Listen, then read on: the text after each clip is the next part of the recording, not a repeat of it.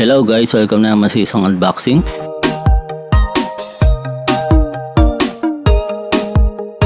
So buksan na natin to. So ito yung binili ko to sa Lazada. Universal case to na may kasamang keyboard saka mouse. So ito na, yung mouse niya is ayun no, plastic na plastic. So ang gaan na pala ng ano yan, no? Parang low quality yung ano niya. Oh, ano? Tapos ang gaan-gaan. Low quality yung mouse niya. Micro USB. Tapos parang meron siya ditong kasamang, tingnan natin. Type C. So meron siyang adapter na Type C, no? Pwede siya. So kung pwedeng Type C, micro USB yung ano yun. Tapos tingnan natin itong ano. Tapos maganda, no? Malambot. Tapos yan, no? Meron siyang ano, ayun. Pang stand. Oh, ay. Ito, tanggal yung keys. Wala. Ayun, tanggal yung keys niya. Tanggal. Function D. Pa naman ako masyado marunong magbalik ng ano. So madali pa lang matanggal yung ano nito. Ayun. So ayun, nabalik naman natin. Ayun, yung function key. Natanggal siya. So ayun siya, no. So maganda naman siya, malambot. Ayun, 7-inch tablet. Yung 7-inch tablet na ano, mukhang kasyang-kasya, no. So pwede. Sabi ko pwede siya, no. Ayun, no. Saktong-sakto to. Ang ganda to. Sakto siya. Pero pwede, ang maganda, pwede rin siguro cellphone. Kailang may ano yung ano nito eh. So, pwede mo siyang ma-adjust mo siya, no. Ang maganda dito, kunyari ayan. Medyo maliit pala. Basta ma-adjust mo siya. Siguro ang pinaka ano lang dito is ito, no. So pwedeng ano siya, kunyari panay palit mo yung ano. May chance na sigurong mawala-wala yung dikit nito pagkatagal. Ay, alis natin yung case. So tingnan natin. Ayun na siya. So, pwede mo siya i-adjust. Ayan, no. Tapos meron siya dito parang stand sa likod. Yan ito. Ayan, oh. Basta lang dito, no, kailan OTG enable yung ano nyo. May OTG cellphone nyo. Pwede rin siyang patayo, no. Kaya pagka patayo, medyo ano, no. Pagka yung nasa baba yung ano nyo, yung micro USB, katulad nitong ano, sa Huawei. Medyo masasagad yun dito. Pero tatayo pa rin siguro to.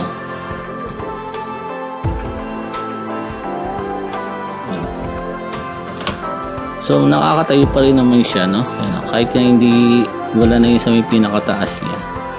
Pwede pa rin na yan, no? Ayan, gumagana yung ano nyo. Tapos tingnan natin, ang maganda nga pa rin pala sa ano na to, sa cable na to. Meron siya pa dito isang ano, no?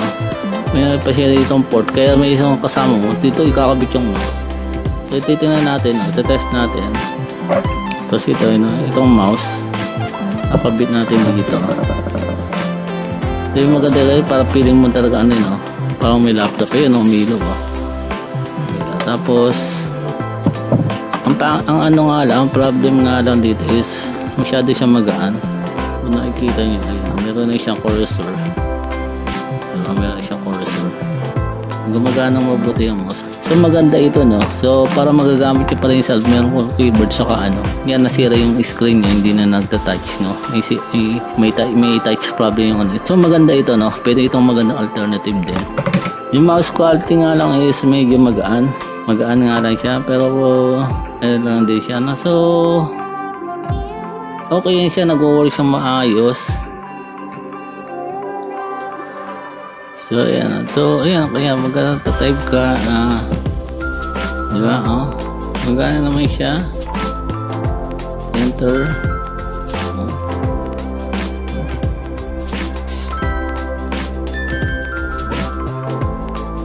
so ayan, no, okay siya, wag na, basta may OTG capable yung phone yun, no? So try natin dun sa ano, try natin dito sa tablet, yung sa tablet naman na ano. Yan, try natin to. Ito yung Chinese tablet na ano, no. So may kasamang OTG yung tablet nito. So hindi ko pa natetest kung OTG capable siya. Kaya lang ito medyo mataba, no. Pero carry pa rin naman. Medyo carry pa. So yun maganda kahit hindi na ano no. Kahit hindi siguro kahit yung sa babala yung ano mo. Kahit hindi na siguro ito. Kung may OTG talaga siya. Okay rin tong tablet na to no. 1,300 lang pero ayan magana. Magana ngayon ano niya. Ayan. Magana. So sa sakto baka yung 8-inch baka makapagkasya pa ng konti. May in-order akong 8-inch yung Teclash na ano. So sana magkasya pa to. So parang meron maganda dito is parang na rin may laptop din no. Basta may tablet ka is ano ko na yung ano niya. Yun, magana yung ano niya. Pati yung keyboard is working naman ng maayos. Ayan. Yung okay lang naman lahat no. Ayan, gumagana siya ng maayos. O pati mouse saka keyboard. So OTG rin talaga tong capable tong ano no. Ito 1,300. May bibili ka ng ano na hindi OTG pero dating ko alis lahat ng mga bagong bili ngayon OTG na capable. Tapos maganda dito sa nabili natin meron din siyang USB Type-C. So ang USB Type-C ko lang is itong OPPO no. Ito ginagamit siyang pang camera. So hindi ko siya makapakita na ano kasi pinaka main camera ko itong kung ano. Meron din yung USB Type-C. So kung USB Type-C yung ano niya is meron na siyang adapter no. So kung sakaling wala naman ito is bumili lang din kayo. Mura lang din naman yung mga ganito na ano, mga 50 pesos lang din naman yung mga ganito. So ang ano ko lang dito, siguro ang comment ko lang sa ano na ito is yan medyo manipis. At itong mouse lang is yun lang. Medyo ano lang din siya no. Pero okay yung ano niya no. Responsive yung mouse. Okay naman siya sa maganda. Parang feeling may laptop ka na no. So ano ko lang sa kanya yung keyboard niya yung ano niya is maganda. Kailang ito yung kanina is yung sa case nga lang kanina is medyo natanggal. So pagka na-receive nyo ito is look out lang din kaagad no. So pwedeng possible na natanggal yung case no. So baka may natanggal na ano. Pwedeng kasi may nabasa akong mga comment dun sa ano na kulang yung case. Baka ganun katulad sa akin is baka natanggal yung case. So kailan check nyo mabuti yung pagka-open nyo. Baka nalaglag lang din ano. So babalik nyo lang din siya. Pero madali naman siya na, no? Madali ko naman din siya na ikabit. Parang feel mo, parang meron ka na rin laptop. Kasi pwede mo siyang ano, nakaupo ka lang na ano. Kasi minsan pagkakanya, nakagayan ka nakakangali, hawak-hawak mo yung dalawang ko. Pagkagayto medyo relax lang, tapos type ka lang, tapos upo ka lang na ano. Tapos medyo malayo yung ano, hindi tutok sa iyo yung ano, diba?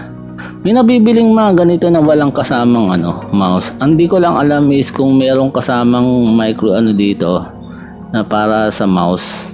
So kung may makikita kayo na may port na may pang mouse, siguro usually ko mas mura no? Nasa 300, 400, nasa 300, 400 yung ibang ano lang na keyboard lang na walang kasamang mouse.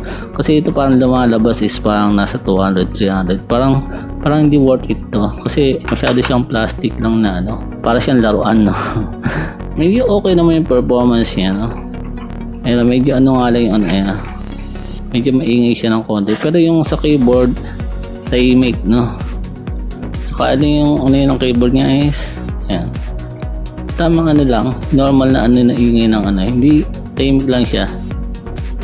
Kahit itong China tablet na ano, is nagko-work. Basta may OTG capable yung ano nyo. Sa tingin ko, basta may OTG yung tablet o phone nyo is gagana siya. So ito yung titingnan natin kung magana lahat ng keys.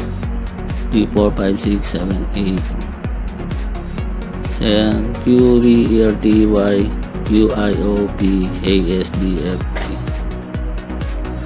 So mukhang gumagana naman lahat ng keys niya. Yung up and down. So yan, mukhang gumagana naman lahat ng keys niya. Shift A, yan. Maganda yung shift.